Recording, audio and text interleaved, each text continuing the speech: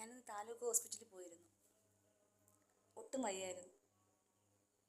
അവിടെ ചെന്ന് ഡോക്ടറെ കണ്ടപ്പോൾ ഡോക്ടർ പറഞ്ഞു ബ്ലഡ് ടെസ്റ്റ് ചെയ്തുകൊണ്ട് വരാൻ.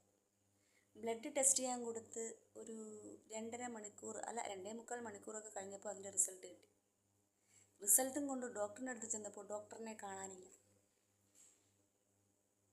പകരം ഇരിക്കുന്നത് വേറെ ഒരു ഡോക്ടറാണ്.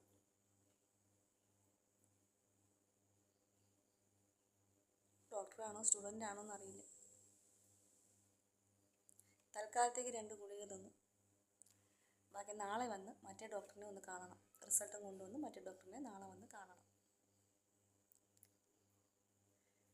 ഡോക്ടർ പോയതിൻ്റെ സങ്കടം പറയാനല്ല ഞാൻ വന്നത്.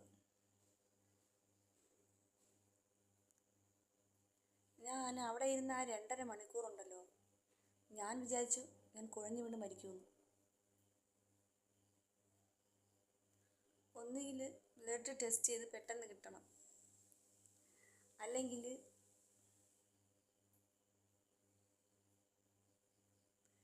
രോഗിക്ക് തൽക്കാലം ആശ്വാസമാകുന്ന രീതിയിൽ എന്തെങ്കിലും ഒരു മരുന്ന് ചെയ്തതിന് ശേഷം